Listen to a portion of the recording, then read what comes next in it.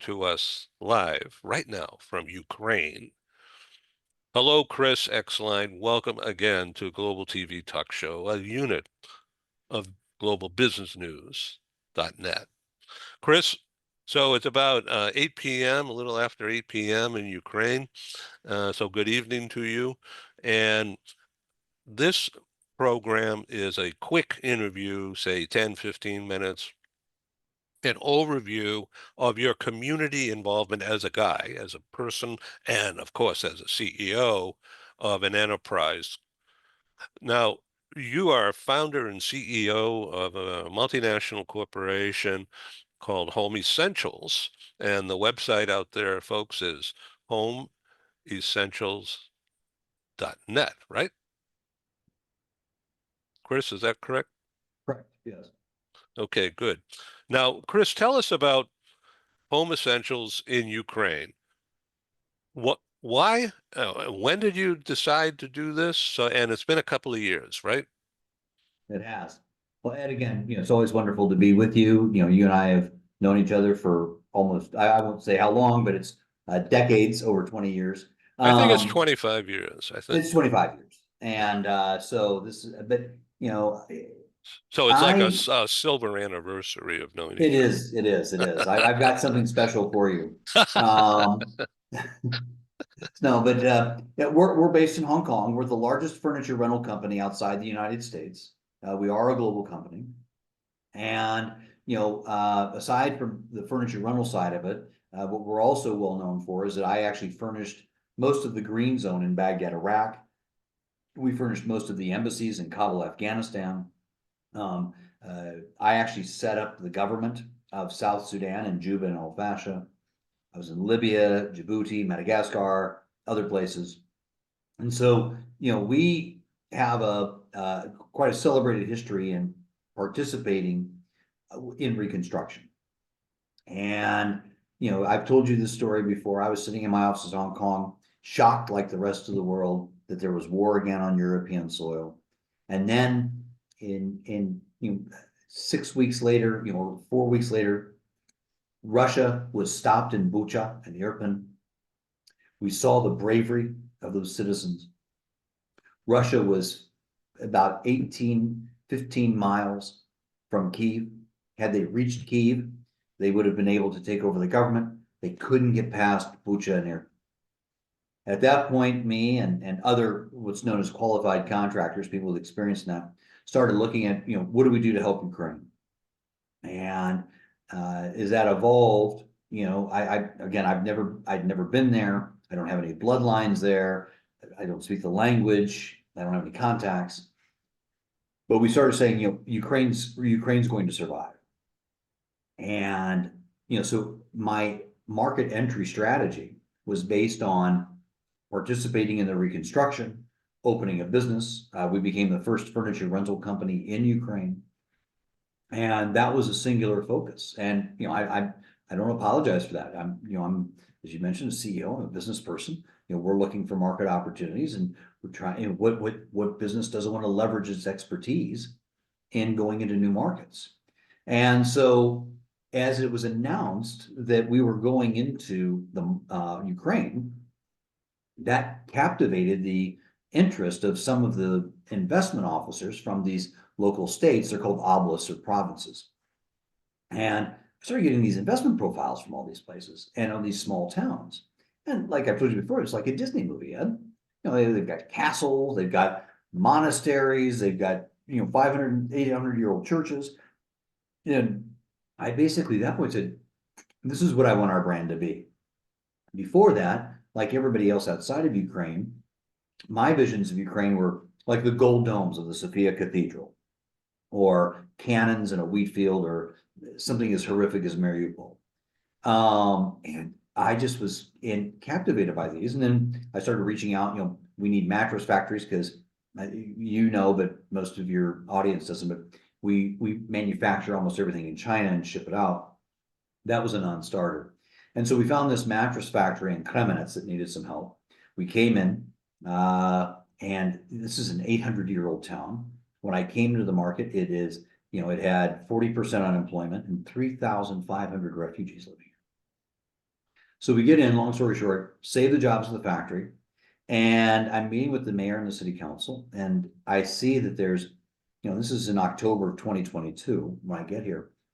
There are children sleeping on cardboard in a school because there just wasn't enough housing and they Wow. didn't have mattresses. And I asked the mayor, I said, now that we've got this mattress factory, they're like, does anybody need mattresses? And they said, well, we don't have the budget for it. We don't have enough money. I said, no, don't worry about that. I'll give you the mat. I'll donate them to you.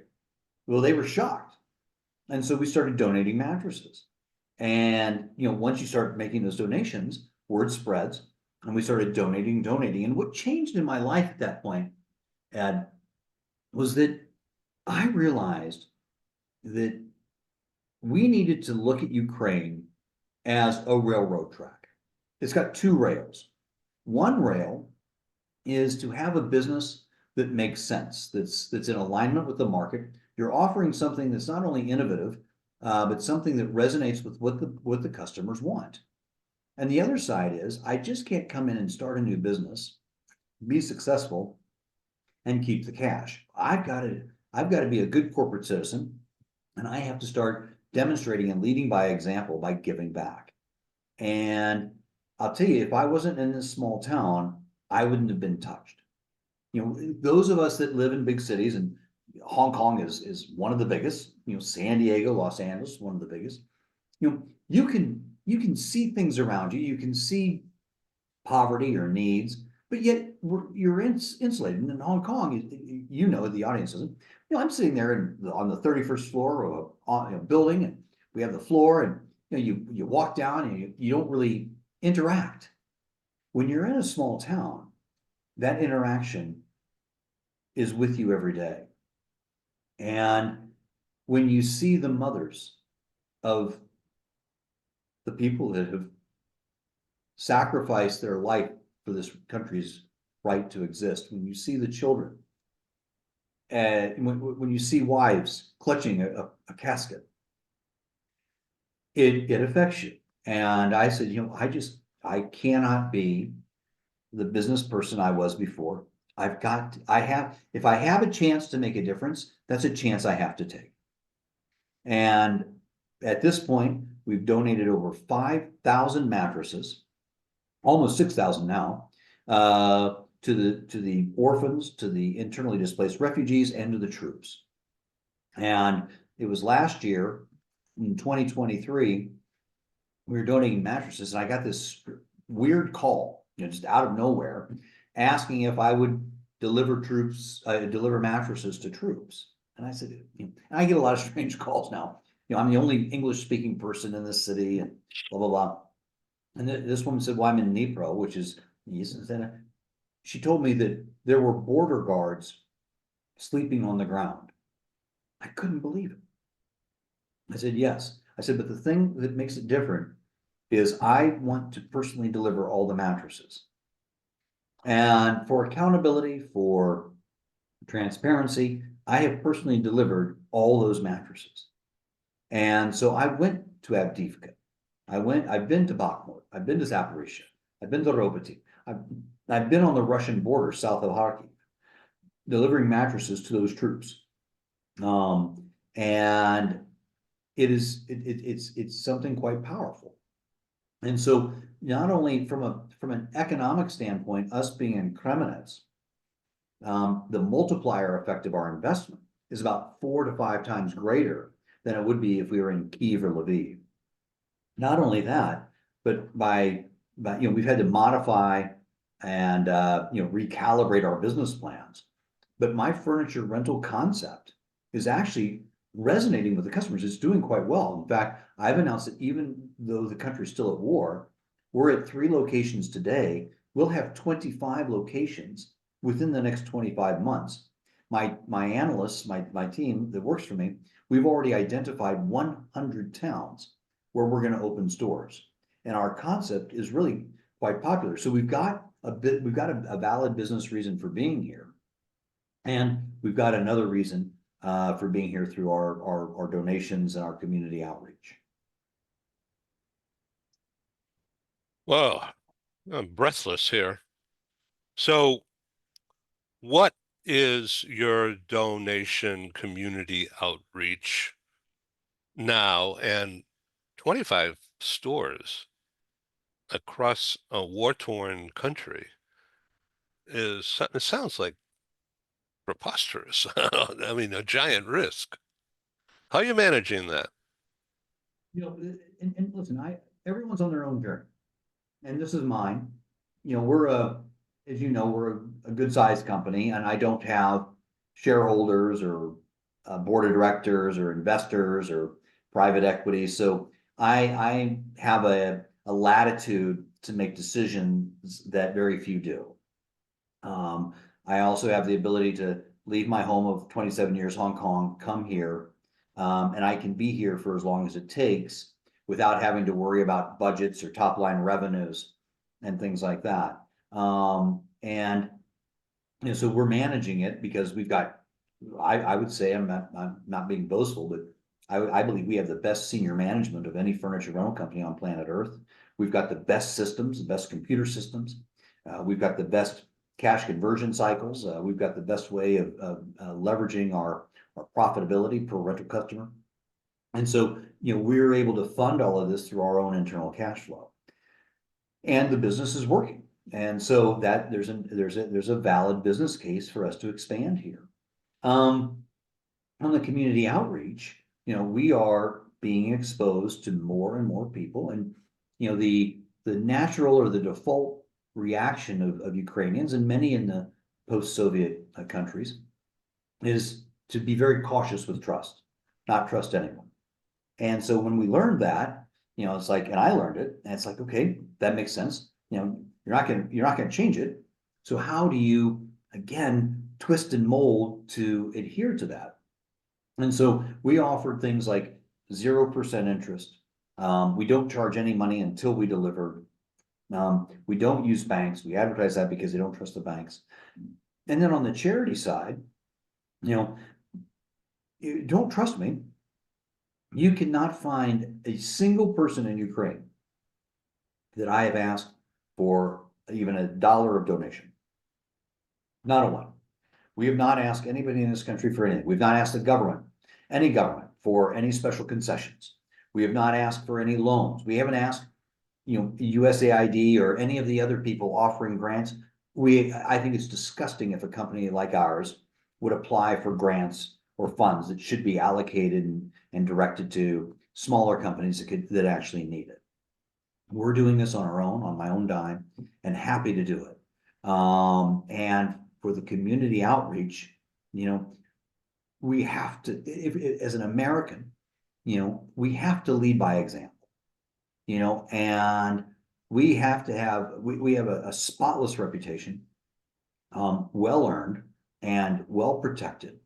And we give back more to our communities, and we take nothing from them. So, you know, and now what we're doing, we're starting a new program from Rest Assured, which is the mattress donation program, called Fostering Our Future. And Fostering Our Future is where I've been exposed to many of the foster families. They don't really have orphanages in Ukraine anymore. They're running most of them through foster families. Ed, when you go into some of these smaller towns of less than 5,000 people and you see these amazing children, I look at it and I go, they have no chance. How does a foster child who's gifted in math, science, ballet, piano, whatever, if they're in a small town of 5,000 people, they're living in almost, you know, just above the poverty line. How do they escape that? They can't. What do I, and not only as a CEO, but as a human, how do I look at those people? I can say, here's the mattress, you know, God bless you, and be gone.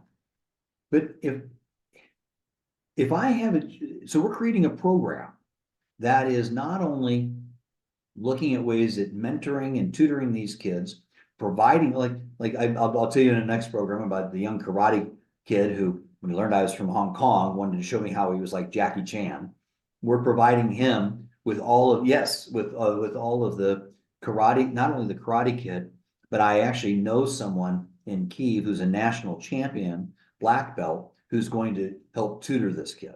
Let And me this is ask a you a kid question, if I can just go back for a second. Give me the name of the drive, Fostering Future. fostering our future. OUR, right? Yeah, And that refers to you and the community. right. Okay. So obviously, the English language is fantastic with multiple meanings. So fostering our future is how do we shepherd these foster children in communities without access to programs and institutions? How do we enable? Ed, this is what it is. I look at these kids and I say, why not give them the confidence to dream? Give them the Why do those kids confidence. have to confidence to dream? These kids, they look at, well, I don't know if it's TikTok or Instagram or whatever, YouTube. They look at all these other things going on out there. They have no chance of ever getting that. Why can't we go in there and give them the confidence to dream? And that's what we're doing. And we're creating programs, and one of the most important parts of that program, as far as I'm concerned, and the people that I've consulted with, is I looked at it and I looked at there's good foster parents, there's bad foster parents, of course, in everything in every country. But if you're a foster mom or dad and you've got 8, 9, 10 foster kids, you're going to have a bad day. I know people that have one child that have bad days, and those foster moms and dads, they don't have any spare time. So I'm sitting there, what are we doing for the mental health of those parents? You know, if if we can come up with a peer support group and professional counseling from outside of Ukraine to help them just vent, talk about their issues, give them some form of counseling. If we create healthy foster parents, then they're going to create healthier foster families. I don't know if that makes sense. I got it down. I'm playing cub reporter here and handwriting these notes. Fantastic. I And want to so, ask you to go back and underline, emphasize one more time for our worldwide audience that will watch this thing in the coming weeks and months and maybe years. We offer, by the way, global free access, 365, 724. Never a registration fee, never a toll gate. We do have sponsors and advertisers, but we don't charge to learn. We don't charge admission on purpose. Okay, I want to go back to the theme here, fostering our future.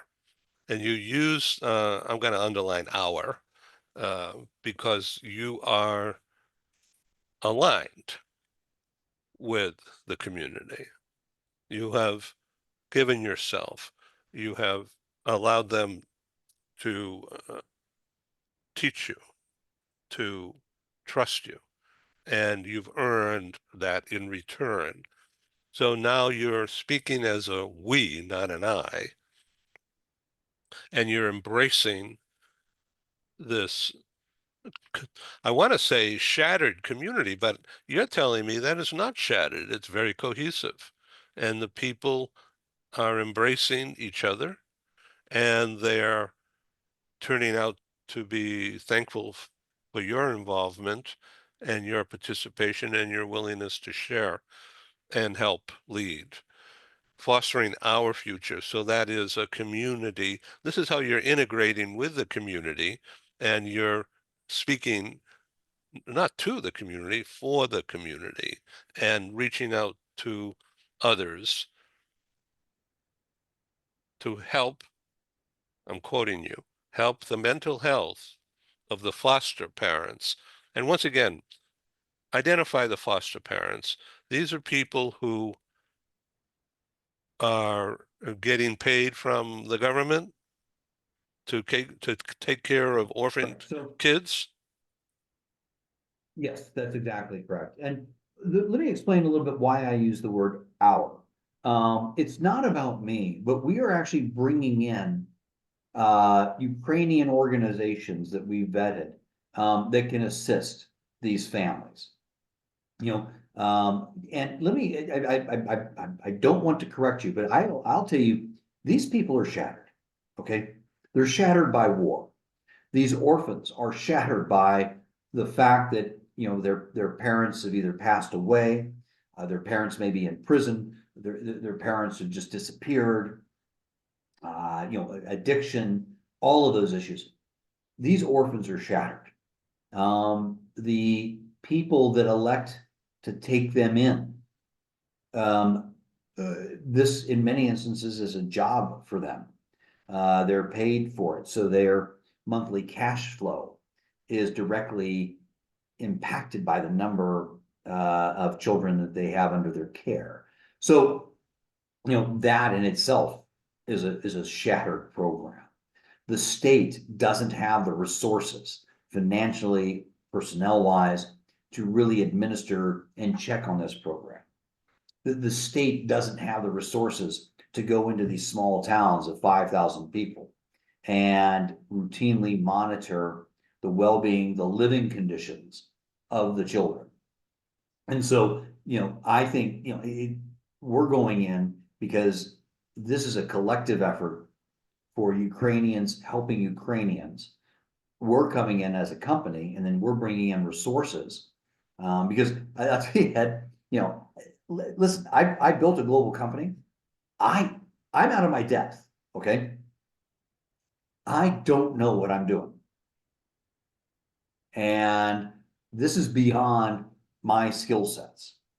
So and I readily admit that I'm bringing in some of the best and brightest people I know from my career and my contacts from Asia, America, Western Europe. I'm seeking out the best people that I know to come together and help me make a good program. Now, I I mean, want to back if up. 25, I want to back okay, up just for a minute here because the audience needs to be informed about your background. Once again, you are originally from Chicago and you have family in Texas, you have experience in property, uh, Texas, and but you've been living in Hong Kong, which is your corporate headquarters for Home Essentials, which is the largest, as you say, the largest furniture rental company. This means home furnishings, right? The right. furniture rental, and that you're not only a retailer but a manufacturer and international uh, with headquarters in Hong Kong, but also um, in some kind of a central um, center in Madrid, right? Our regional offices, our regional headquarters for Europe is Madrid. So we operate throughout the EU. We're the only furniture rental company in Spain, the only one in Italy, the only one in Portugal and France and stuff like that. But yeah, so our regional headquarters is in Madrid, and I love Madrid. So it's Oh, quite it's convenient. beautiful. I've been there. Yeah. Yeah, I also like Barcelona. I've been there a few times. all And okay, so let me also say, if I may, and please correct me if I'm saying it wrong, uh, HBS, Harvard Business School, um, irrelevant. irrelevant. Irrelevant. Your global audience.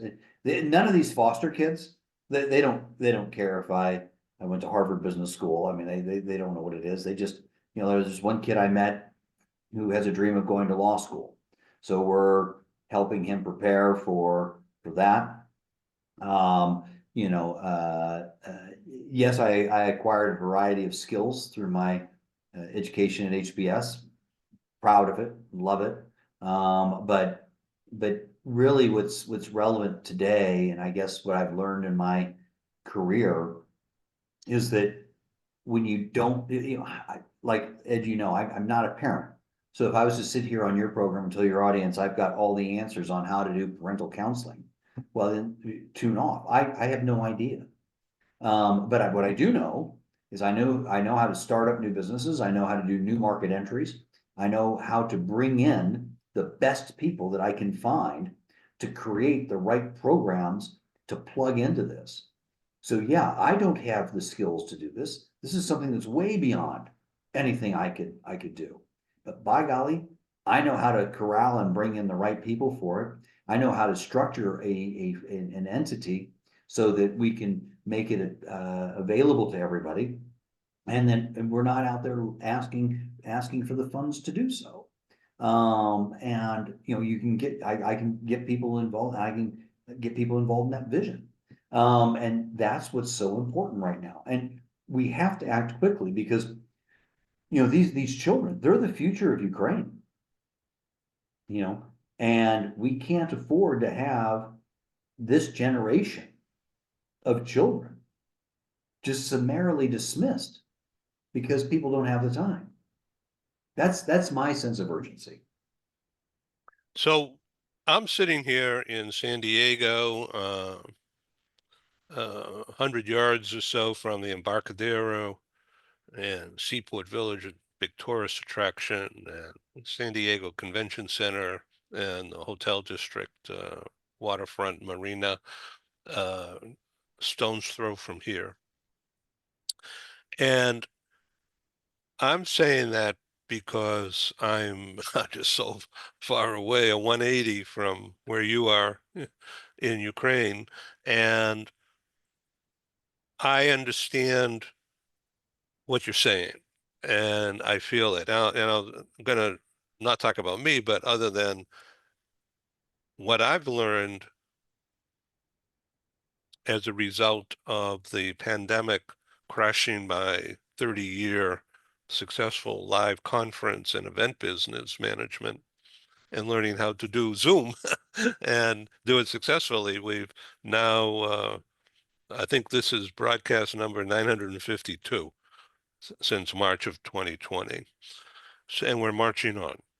So what this has taught me is relevant to what you just said. And that's why I'm bringing that up, is that I could take once I identify a situation and the objective, I begin thinking about pathways to achieve, to go to first base and then second base, and if I'm lucky to third, and then wait for the opportunity to score at home plate and push and think about it, connive, if you will, just find a way to make it work. And that's what I heard you say, that kind of an approach, even though you don't have the hands on.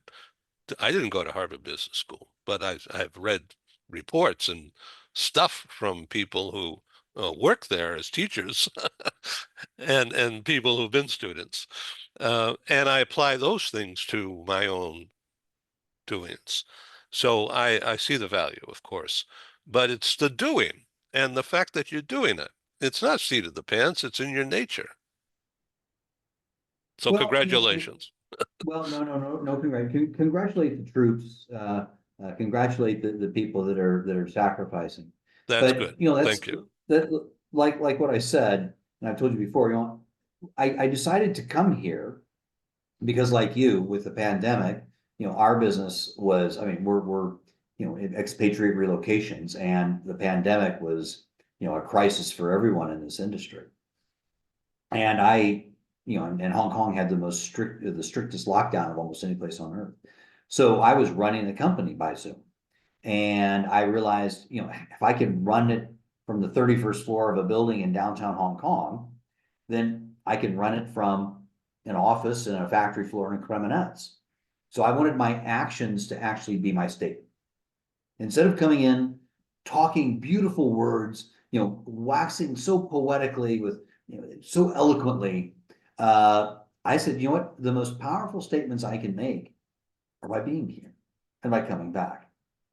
And like I said, I've got the ability to do that. My family in Hong Kong is extremely supportive. My company is very supportive of all of this. And I'm very happy and content to be here because we are making a difference.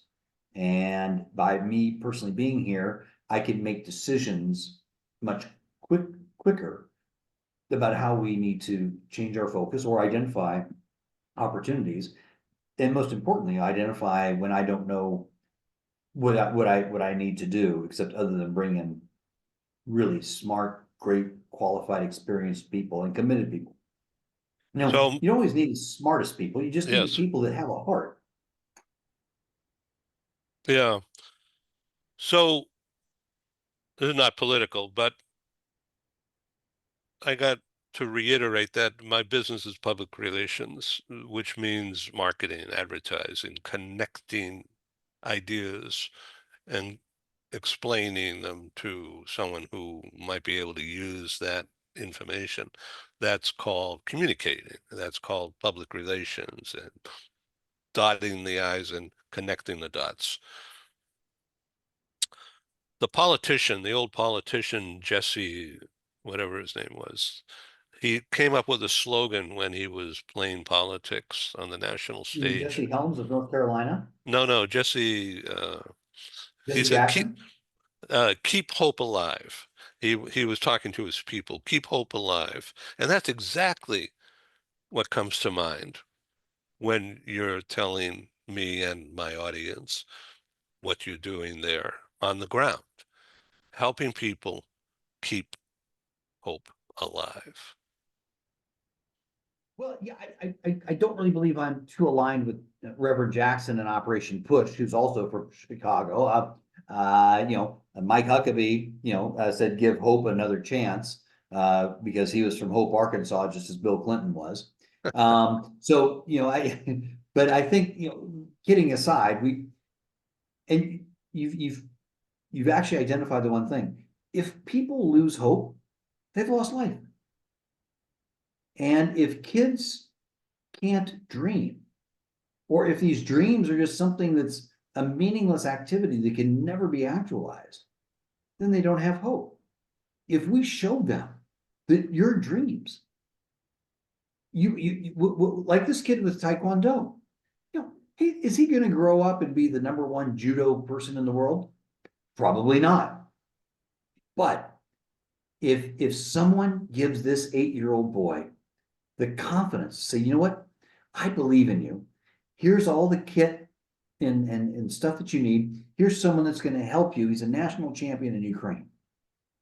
What does that do for his confidence? What does that do for his desire to learn? What does that do for his motivation? What does that do to show him that, you know what, I have self-worth? And if he has self-worth, then damn it, he has hope. Chris EXLINE, homeessentials.net. So tell us about Rest Assured as we come to a close here.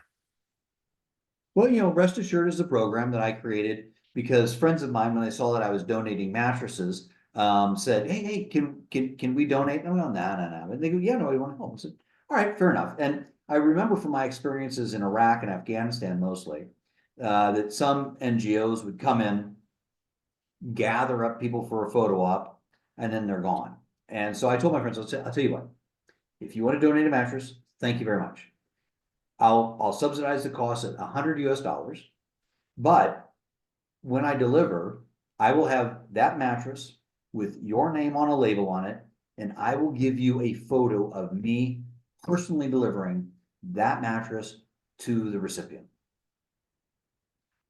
Total transparency, all accountability. We don't have fundraisers, we don't have a marketing team, we don't take out full page ads in the Wall Street Journal. So